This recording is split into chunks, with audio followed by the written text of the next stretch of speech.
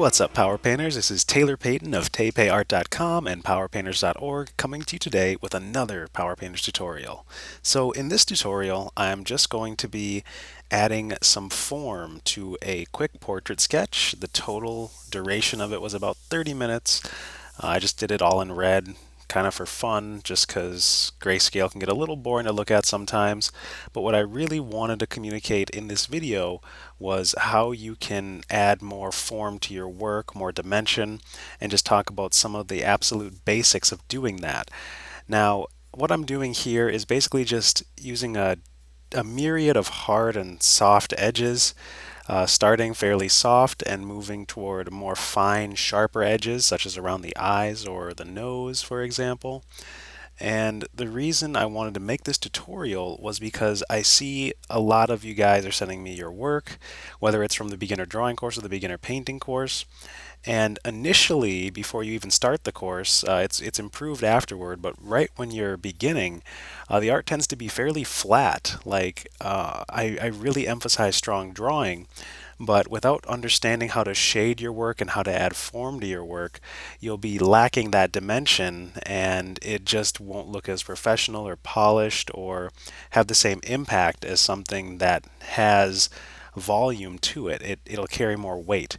And so the point of creating this particular tutorial, which is part of a larger series on form, which will be released on Gumroad, is basically just to solve that problem for you guys, to show you how you can add form in a variety of ways and talk about the fundamentals in regards to form. So essentially, this drawing was just a really soft, really nebulous drawing, and I'm just switching between the soft brush and the hard brush mostly.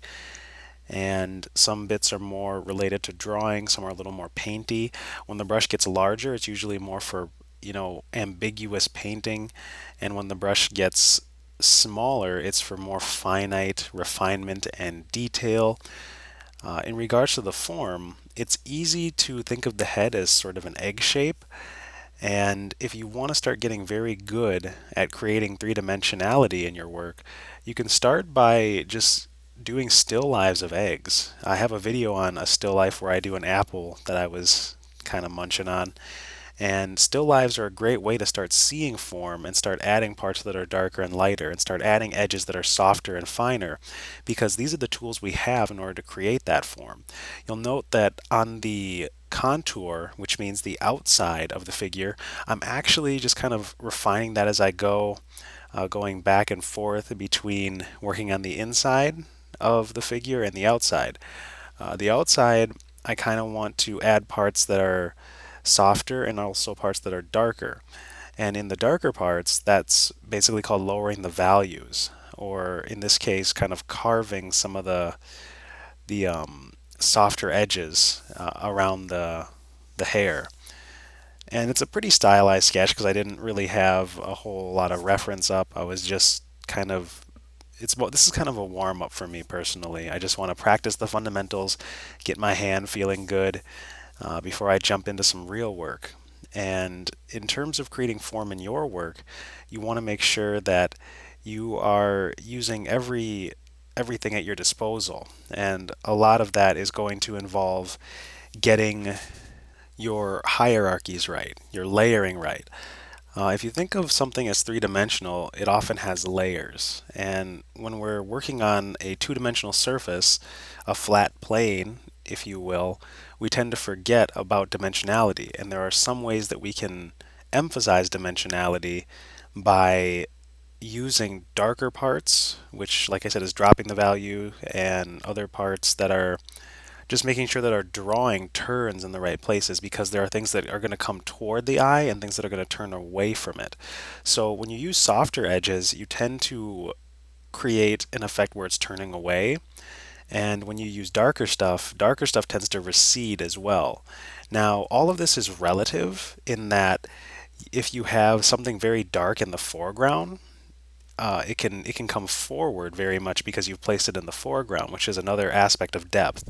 But depth and form are actually not 100% overlapping. They're not, in my eyes or in my mind, mutually exclusive, but they do have sort of a distinction in that form relates to the object and how its dimensionality is coming through. Like I said, with softer edges falling back, darker stuff or darker parts falling back as well, and lighter parts popping forward, and likewise sharper parts popping forward. Whereas dimensionality to me has more to do with the actual like planes, like something in front of something else. It's the placement of objects, which we'll get into at some point, but this is mostly about adding form to drawings and paintings. Now, when I'm doing all this, I'm doing it all on one layer just so I can sort of challenge myself not to be too cheaty when it comes to Photoshop stuff and get down a workflow that's going to force me to work a little more carefully, even though I could always paint around the edges. And a lot of what you're going to be doing in terms of adding form is thinking about what's going on around the edges of the figure or subject and what's going on inside of it. So the edge, like I said, is the contour, and some parts are going to be darker and some parts are going to be lighter. You're going to have some parts where there's a line and some parts where the line is lost, such as the top of the head. You see it gets super soft over there and tends to blend back a little bit, whereas the things that are popping forward, like the eyes, the sharpness of the nose, some stuff in the collar, and parts of the hair are things that I'm layering on. You want to think of everything as in terms of three-dimensional objects and shapes and layers. So I hope that sort of helps in terms of adding shading and form, thinking about the darker areas that are going to fall back and the softer areas as well, and then using the opposite end of the spectrum, the finer areas or sharper areas and the lighter areas so things can come forward.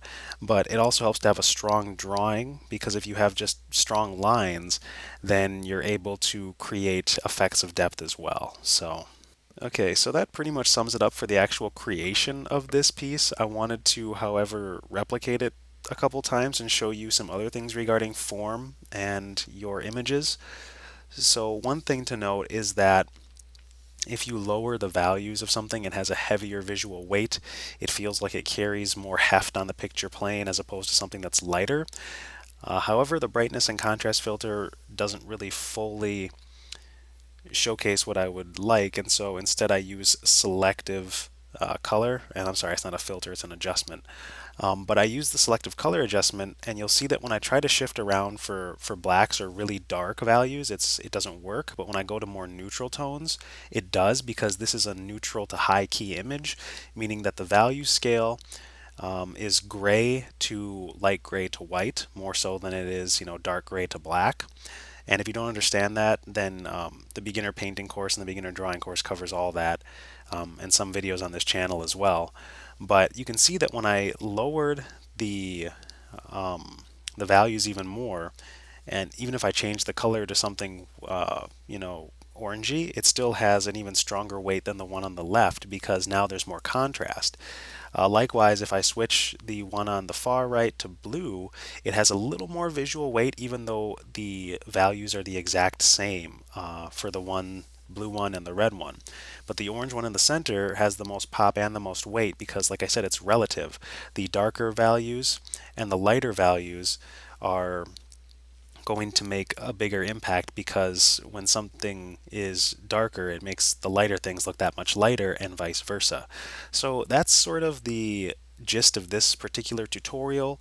Like I said, the full version is available on Gumroad, and you get this guy as well. So he's pretty cool. He's also part of the form tutorial. It comes with 3 different videos, 3 different paintings on how to add form and shading and depth to your work to make sure it doesn't look flat and unappealing, because a lot of beginners have work that just sort of has that cadence, and I'd like to help you guys solve that problem. Anyway, this has been Taylor Payton of TayPayArt.com and PowerPainters.org, and all the stuff I talked about basically is in the description box. That's kind of it for this tutorial. Remember to play with values and edges to add form to your work. There will be more stuff on form coming up, but in the meantime, happy painting. Take care, Power Painter.